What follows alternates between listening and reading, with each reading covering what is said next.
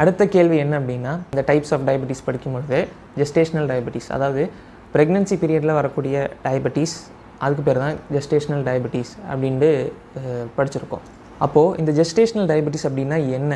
Gestational diabetes, இப்போ gestational டயபெட்டிஸ்ன்னு சொல்லும்போது gestational அப்படின்னா குழந்தை வயிற்றில் இருக்கும் பொழுது, டயபெட்டிஸ்னா சர்க்கரை. அப்போ இந்த சர்க்கரை நோய் அப்படின்றது, இந்த மாசமா இருக்கும்போது வரக்கூடிய சர்க்கரை நோய் என்பதற்கு என்ன காரணங்கள் அப்படின்னு பார்க்கும்போது, முக்கியமான ஃபேக்டர் சர்க்கரை நோய் அப்படின்னாலே முக்கியமான ஃபேக்டர் ஹெரிடிட்டி, அதாவது மரபணு, டிஎன்ஏன்னு சொல்லலாம், வாட் எவர்.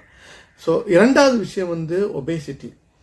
உங்களுக்கு பாடி மாஸ் அதிகமாக இன்சுலின் ரெசிஸ்டன்ஸ், அதாவது இந்த இன்சுலின் ஆனது குளுக்கோஸ் மாலிகூல், குளுக்கோஸ் மூலக்கூறை ரத்தத்துக்கு, அதை உடம்பில் உள்ள செல்களுக்குள்ள கொண்டு போறதுக்கான அந்த விஷயம் இருக்குல்ல, அதுல ஒரு ரெசிஸ்டன்ஸ் இருக்கும், அதுல ஒரு தடை இருக்கும். அதை தான் நம்ம இன்சுலின் ரெசிஸ்டன்ஸ் சொல்றோம்.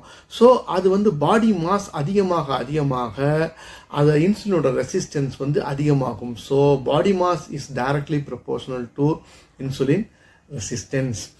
அப்ப இயற்கையாகவே ஆண்டவனுடைய படைப்பு என்னன்னு கேட்டீங்கன்னா, ஒரு பெண் கருவுற்ற பிறகு பிரெக்னன்சியில சில விஷயங்கள் நேச்சுரலாகவே நடக்கும்.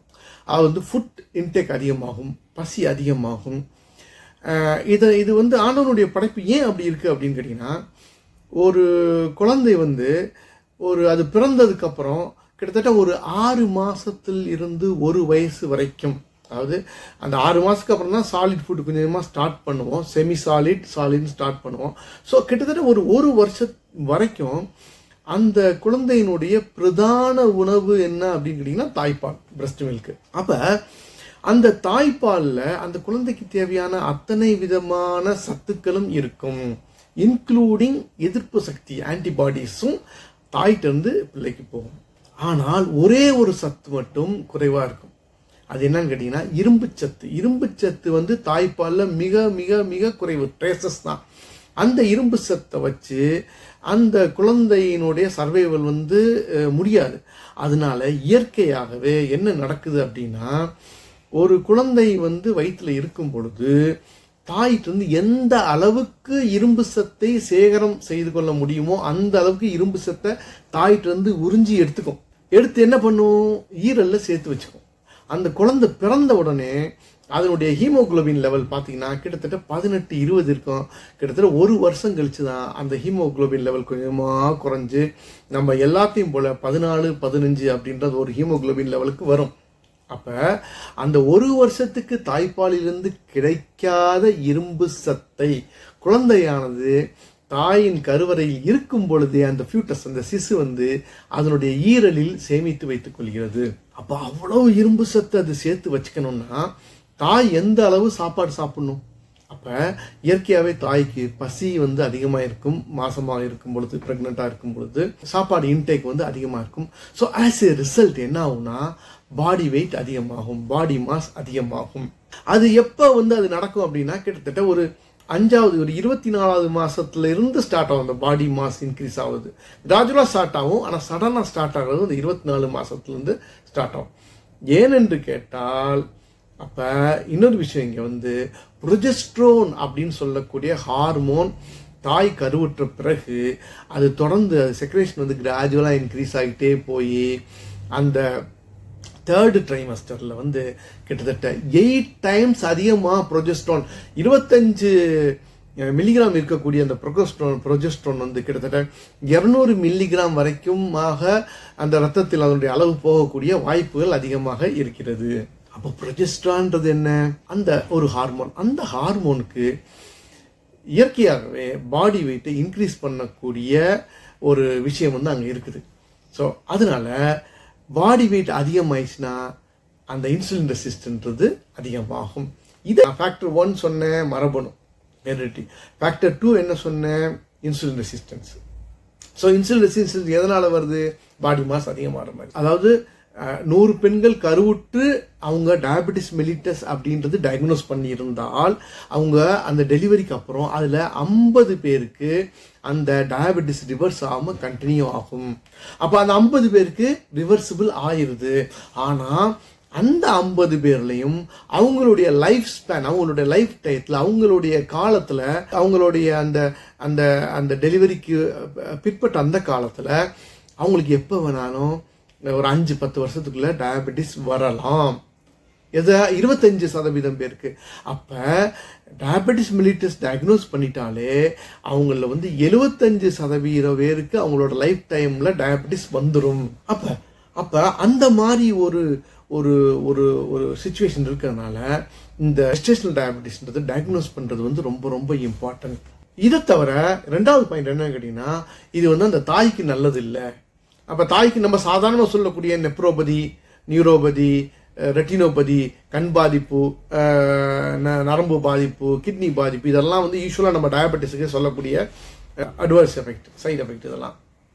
இதை தவிர இம்யூனிட்டி குறையிறதுனால மாசமாக இருக்கும் பொழுது அவங்க அந்த தாயினுடைய யூரினரி ட்ராக்ல இன்ஃபெக்ஷன் வர்றதுக்கான வாய்ப்புகள் இருக்குது. ஜெனிட்டல் ட்ராக்ல ஃபங்கல் இன்ஃபெக்ஷன், வெள்ளைப்படுதல் சொல்லுவாங்க, அது மாதிரி ஃபங்கல் இன்ஃபெக்ஷன்லாம் வர்றதுக்கான கேண்டிடியாசிஸ் சொல்லுவோம், அந்த மாதிரி இன்ஃபெக்ஷன்லாம் வர்றதுக்கான வாய்ப்புகள் அதிகமாகவே இருக்கிறது. இது 2வது பாயிண்ட். 3வது பாயிண்ட்டு, வயிற்றில் உள்ள குழந்தைக்கு அதனுடைய வளர்ச்சி, உறுப்புகள் வளர்ச்சியில் ஸ்பைனல் கார்டோ, பிரெயின், மற்ற ஜிஐடி, அது மாதிரி கேஸ்ட்ரோ இன்டெஸ்டினல் ட்ராக்ட், அது மாதிரி சொல்லக்கூடிய உறுப்புகளினுடைய எந்த உறுப்புனாலும் பாதிக்கலாம். பாதிக்கிறதுக்கான வாய்ப்புகள் அதிகமாக இருக்குது. இதை தவிர பேபியினுடைய சைஸ் அம்மா சர்க்கரையினுடைய அளவை கண்ட்ரோல் பண்ணலன்னா பேபியினுடைய சைஸ் அதிகமாகும். அது அந்த 4 கிலோவுக்கு அதிகமாயிடுச்சு அப்படின்னா லேபரில், அதாவது டெலிவரியில் பிரச்சனை வரும், மிஸ்கேரேஜ் ஆகிறதுக்கான வாய்ப்புகள் இருக்குது. அது மாதிரி நிறைய காம்ப்ளிகேஷன்ஸ் இருக்கிறதுனால இந்த ஜெஸ்டேஷனல் டயபெட்டிஸ் அப்படின்றத நம்ம கரெக்டாக டயக்னோஸ் பண்ணுறது அப்படின்றது ரொம்ப முக்கியமான ஒன்றா இருக்குது. அப்போ ஒவ்வொரு மகப்பேறு மருத்துவர்களுக்கும் இந்த ஜெஸ்டேஷனல் டயபெட்டிஸை அதை மேனேஜ் பண்ணுறது அப்படின்றத ஒரு சேலஞ்சாக எடுத்துக்கிட்டு அவங்க அதை அந்த ஜாபை பண்ணுறாங்க. ஏன்னா அதனோட இம்பார்ட்டன்ஸ் என்னன்றதை நீங்கள் பார்த்தீங்க. அப்போ இதை கண்டிப்பாக ஒரு சேலஞ்சாக எடுத்து தான் நம்ம பண்ணி ஆகணும். அப்போ தான் அது தாய்க்கும் நல்லது, சேய்க்கும் நல்லது. அப்போ அப்படிப்பட்ட அந்த ஜெஸ்டேஷனல் டயபெட்டிஸை எப்படி டயக்னோஸ் பண்ணுறது? இப்போ சாதாரணமாக நம்ம டயபெட்டிஸ் எப்படி நம்ம டயக்னோஸ் பண்ணுறோம்? ஃபாஸ்டிங் பிளட் சுகர் பார்க்குறோம், post prandial blood sugar after 2 hours பார்க்குறோம். இதை வச்சு மட்டுமே ஏன்னா இங்கே அக்யூரசி ரொம்ப முக்கியம் ட்ரீட்மெண்ட்டுக்கு. அதனால குளுக்கோஸ் டாலரன்ஸ் டெஸ்ட் அப்படின்னு ஒன்று பண்ணுறோம். நீங்கள் கேட்கலாம், HbA1c பண்ணால் என்ன, அது 3 மாதத்துடைய குளுக்கோஸ் அளவை காட்டிடுமே அப்படின்னு சொல்லலாம். அதாவது HbA1c அப்படின்னா கிளைகாக்சிலேட்டட் அந்த குளுக்கோஸ், கிளைகாக்சிலேட்டட் ஆர்பிசிஸ் அப்படின்னு சொல்லலாம். அப்போ கிளைகாக்சிலேட்டட் ஆர்பிசிஸ்னா ஹீமோகுளோபின். ஓகே, அப்போ இது ரத்தத்தினுடைய அந்த ஆர்பிசின்னு சொல்ல சிவப்பணுக்களுடைய லைஃப் ஸ்பேன், லைஃப் டயத்தை வச்சு தான் நம்ம இந்த டெஸ்ட்டே நம்ம பெர்ஃபார்ம் பண்ணுறோம். பொதுவாக ரத்த சிவப்பணுக்கள் அது நம்ம உடம்புல அந்த எலும்பு மஜ்ஜையிலேருந்து உருவானதுலேருந்து அதனுடைய லைஃப் ஸ்பேன் பார்த்தீங்கன்னா 120 days. ஆனால் ஒரு தாய் கருவுற்ற பிறகு, ஒரு பெண் கருவுற்ற பிறகு அந்த பெண்ணுக்கு அந்த உடம்புல இந்த ஆர்பிசிஸினுடைய கவுண்ட் மாறுபடும். அதனோட ஆர்பிசிஸினுடைய அதாவது ரத்தத்தினுடைய பிளட் வால்யூம் அதிகமாகும் இயற்கையாகவே.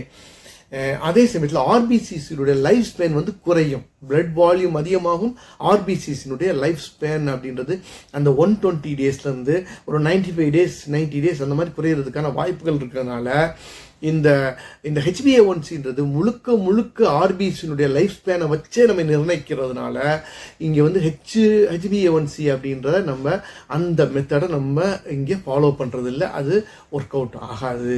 அப்போ குளுக்கோஸ் டாலரன்ஸ் டெஸ்ட் அப்படின்றது தான் நமக்கு வந்து ஒரு நல்ல ரிசல்ட்டை கொடுக்கும். குளுக்கோஸ் டாலரன்ஸ் டெஸ்ட்ன்றது எப்படி வந்து குளுக்கோஸ் ஆனது நம்ம உடம்புல எப்படி வந்து யூட்டிலைஸ் ஆகுது, எப்படி மெட்டபாலைஸ் ஆகுறது அப்படின்றத வந்து கண்டுபிடிக்கிறதுக்கான டெஸ்ட். அதுக்கு வந்து ஒரு 75 கிராம்ஸ் ஆஃப் குளுக்கோஸை வந்து என்ன செய்கிறோம், ஒரு 8 ounce வாட்டரில் மிக்ஸ் பண்ணி, இப்போலாம் ரெடிமேடாக பாட்டிலில் வந்துடுது, 250 240 ml 300 ml பாட்டிலில் வந்துடுது. ஸோ அதை வந்து வித் ஃப்ளேவர் கலரோட அட்ராக்டிவாக அதை வந்து பேஷண்ட் சொல்லி குடிக்க சொல்கிறாங்க. அப்போ குடிக்க சொல்லும்போது அதை வந்து ஒரு 5 நிமிஷத்துக்கு கொடுத்துடணும், வச்சு சிப் பண்ணி குடிக்கக்கூடாது. அப்போ அது குடித்ததுக்கப்புறம் அதுக்கு முன்னாடி வந்து பேஷண்ட் வந்து ஃபாஸ்டிங்கில் வருவாங்க. 10 மணி நேரம் ஃபாஸ்டிங்கில் வரும்போது அவங்களுக்கு ஃபாஸ்டிங் பிளட் சுகர் எடுத்துருவாங்க. நம்பர் 1 முடிஞ்சிருச்சு. இப்போ இந்த 75 கிராம்ஸ் குளுக்கோஸ் கொடுத்ததுக்கப்புறம் 1 hour கழிச்சு ஒரு டெஸ்ட் நம்பர் 2, அப்புறம் 2 hours கழிச்சு ஒரு டெஸ்ட் நம்பர் 3. இந்த 3 டெஸ்டினுடைய ரிசல்ட்ஸை வந்து நம்ம நார்மல் வேல்யூவோட கம்பேர் பண்ணி பார்க்கணும். இப்போ இங்கே வந்து நமக்கு வந்து அந்த வேல்யூன்றது வந்து நமக்கு இங்கே சொல்லணும்னு முக்கியம் கிடையாது, இருந்தாலும் வந்து மென்ஷன் பண்ணுறேன். அதாவது வந்து ஃபாஸ்டிங்கில் வந்து 100 மில்லிகிராமுக்கு கம்மியாக இருக்கணும். 1 hour கழிச்சு பார்க்கும்பொழுது 75 கிராம்ஸ் கொடுத்து 1 hour கழிச்சு பார்க்கும்பொழுது 185க்கு உள்ளே இருக்கணும்.